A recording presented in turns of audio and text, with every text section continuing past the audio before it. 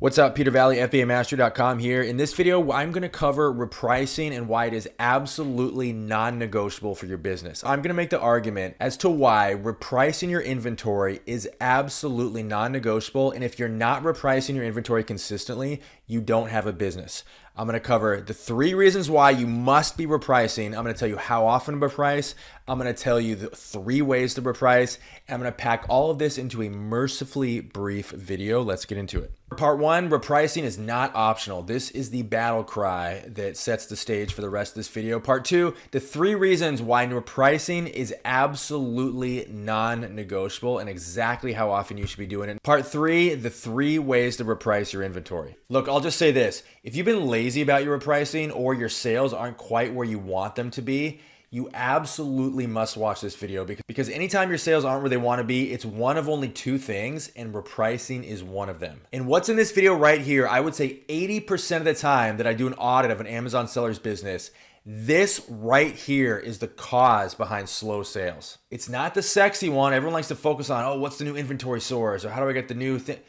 Repricing, you guys, is the quiet killer of sales. So again, if you're struggling with sales, gotta watch this video. Now, the only reason that we need to reprice our inventory is because we exist in an imperfect world. Now, in a perfect world, it would look like this.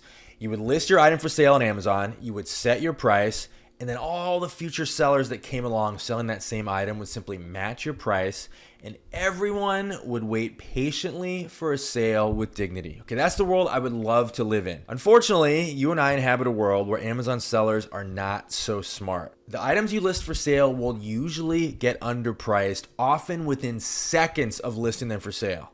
So what that means is maintenance in the form of repricing is mandatory to keep your prices competitive. Okay, now here's something none of us would ever say. You would never say, hey, I haven't been going out and sourcing inventory. I can't understand why I'm not getting sales. You would never say that. Those would be the words of a crazy person. They would lock you up in an asylum if you said that, right? Of course you're not getting sales. You're not going out and getting inventory. Why would you think other, right? It's insane. It's an insane statement. But I cannot tell you how many emails and conversations I've had with Amazon sellers that go like this. Hey, I'm not getting sales. And then I ask, well, what's your repricing regimen? How does that work? And they're like, oh yeah, I don't really reprice that often. You literally have Amazon sellers, tons of them, who are complaining about not getting sales, but are not repricing their inventory. That is no less insane than the first statement. Repricing and getting sales are 2 sides of the same coin. You can literally not expect to get sales if you're not repricing your inventory. These things are inseparable. Okay, before we go into the 3 reasons that repricing is absolutely mandatory and exactly how to do it, let's get this out of the way. My name is Peter Valley. I've been selling on Amazon for over 15 years at this point. I'm a super uncool guy, as clearly evidenced by this ridiculous photo. That's actually what I look like. I should be embarrassed and not allowed to walk the streets. I do the website FBAmaster.com, and I'm very passionate about the subject of repricing. In fact, so much so, I actually founded a repricing tool called NeuroPrice because I was unable to get my repricing needs met by the current solutions that are out there. So I put a lot of time into this subject and thinking about this and suffering through it myself. So, and I gotta mention it, head to FBAmaster.com, link below this video. You can build a whole business off of what I give away for free. I have free reports, free web classes at FBAmaster.com, link below this video. And I gotta mention I have a much longer, more detailed version of this video in article form at FBAmaster.com. Link is also below this video. Okay, this is what you came for, my 3-part case for why repricing is mandatory. If you're not repricing, you don't have a business. Reason number 1, repricing is quite often, not always, often the highest dollar per hour revenue generating part of an Amazon business. Yes, often even more than sourcing. Now, it kind of sounds like an insane statement. How could repricing generate more revenue than going out and actually getting the stuff that you're selling? Kind of makes no sense, right? But it actually does. Because when you go through your inventory and you do a thorough repricing, you're taking inventory that is effectively dead. In other words, it's been underpriced so much, no one's ever going to see it, and you're bringing it back to life.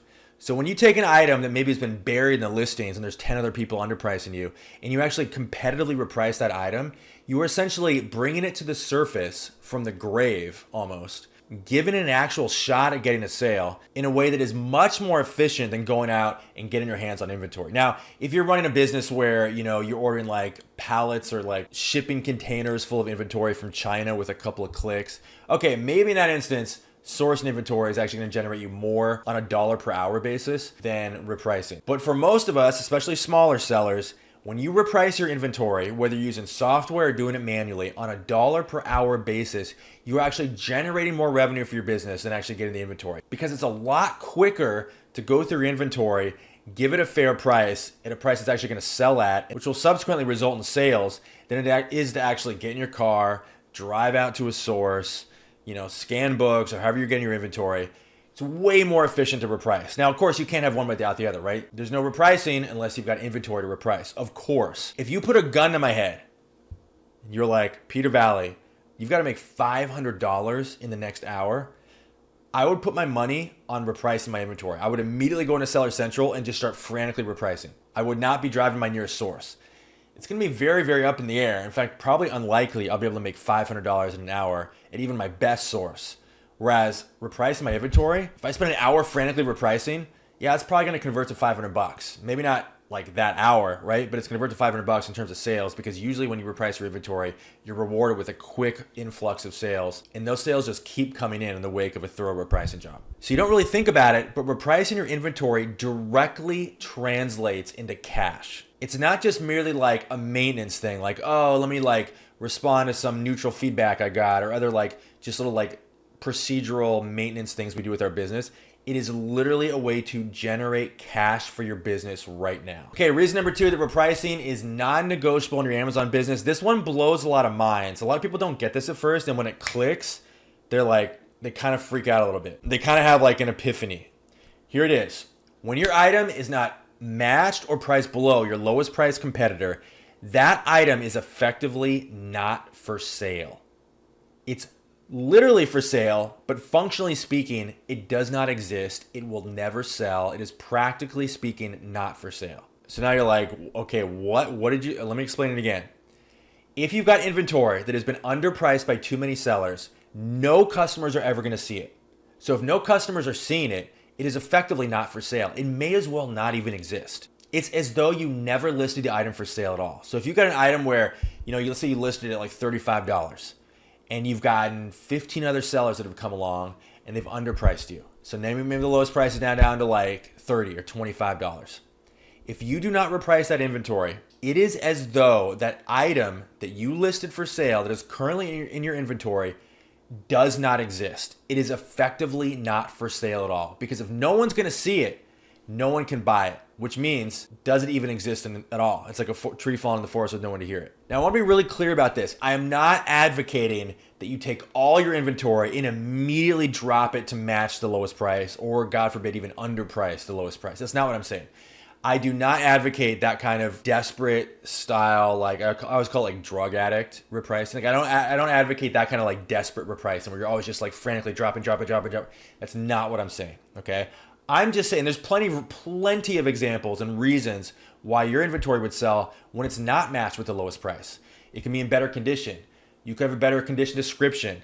Even feedback score can actually improve your sales, right? So there's many reasons why your inventory would not be matched with the lowest price and you would still get a sale, for sure.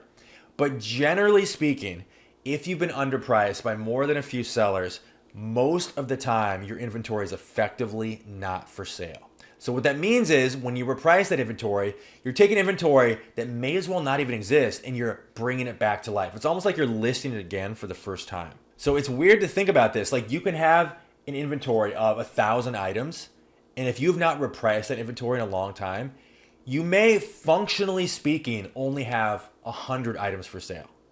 You think you've got 1,000 items for sale, but 900 of those have been underpriced into oblivion, so no customers are seeing them. So they, practically speaking, are not for sale. So if you're sitting back and you're like, I haven't repriced my inventory for a while. I've got 1,000 units for sale. You really don't have 1,000 units for sale. You might have 50 units for sale for all practical purposes. That's how important repricing is. Number 3 reason that repricing is absolutely mandatory. This entire business comes down to 2 things: sourcing inventory and repricing it. That's literally it. I've said this before. You can do everything else wrong, every other facet in the business wrong.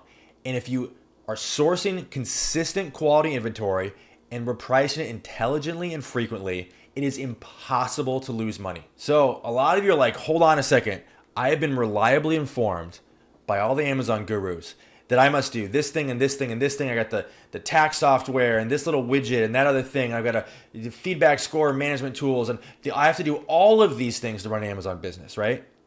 I'm going to say it again. You can ignore everything else, everything that's not an existential threat, right? Everything else, meaning like if you got a ton of bad negative feedback and Amazon's going to delete your account, of course you got to deal with that, right? But I'm just saying that's not the norm, right? You can ignore everything else in this business, and as long as you're consistently sourcing good inventory and you're repricing it regularly and intelligently, it is impossible to lose money on Amazon. Most Amazon sellers are fed this idea that this business is really complicated, and it's not. It comes down to these two things. But again, you don't get to pick one of those two. You don't get to pick, I'm going to go out and source a bunch of good inventory and maybe neglect the repricing thing. It's not an option.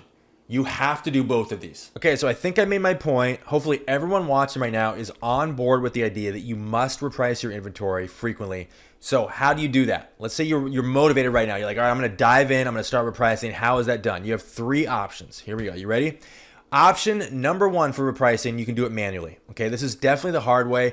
It's very, very challenging to reprice your inventory manually once you get more than like 100 or so items. It becomes very, very difficult. But you can absolutely do this. You simply go on your managed pricing page, you look at all the items in your inventory, and you decide, do I want to match the lowest price? If you do, there's a button for that. Or you click over, you review your competition, you set a price that makes sense, you edit it manually, you hit save, you move on to the next item. That's how you reprice manually. It is tedious, but it is actually the most precise way to reprice your inventory. Repricing option number 2 is to use Amazon's free repricer. Now, full disclosure here, I run a repricing tool, so I'm very, very motivated to badmouth Amazon's free repricer, okay? There is a very literal conflict of interest here, but I have made, in an article called Why You Shouldn't Use Amazon's Free Repricer, I have made a very, very detailed, scientifically rock solid case for why Amazon's free repricer will actually cost you more money than it will make you. I consider it to be a complete disaster. I go into the entire argument in this article at fbamastery.com. I encourage you to check that out. I'm not going to go into all the reasons here, but Amazon's free repricer is not recommended. Quite simply, it's built to suit Amazon's agenda, not the agenda of sellers. That's why it's free. It's kind of a trap. Anyway, I make my case in the article. Read that article and watch that video if you want more on that.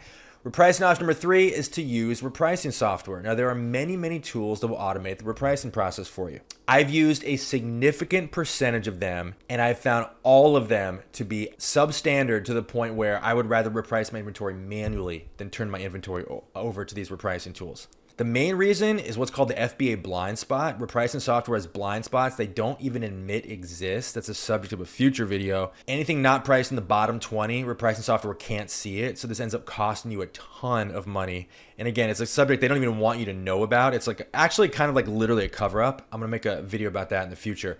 But the point is there's other reasons you can't reprice against the second or third lowest and they end up pricing you down. They're unnecessarily complex. There's lots of reasons all the solutions out there are really, really substandard, which is why, and I hate to do it, you guys, I got to turn this into a mini advertisement. This is why I created my own repricing tool called NeuroPrice. It is the world's first repricer that has no FBA blind spots.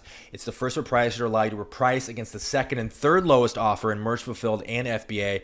And it works directly inside Amazon. I built NeuroPrice to solve my own problem because everything else out there was murder on my profits. So if you're interested, 14-day free trial, I'll put the link at the top of this video right now. There's also a link below this video. You can sign up in 60 seconds, one-click install, and be repricing in seconds. It is truly the biggest advancement in automated repricing tools. Since the repricer was invented, I spent an obscene amount of time building this, and I'm really thrilled to share it with you. Anyway, let's recap what we learned here.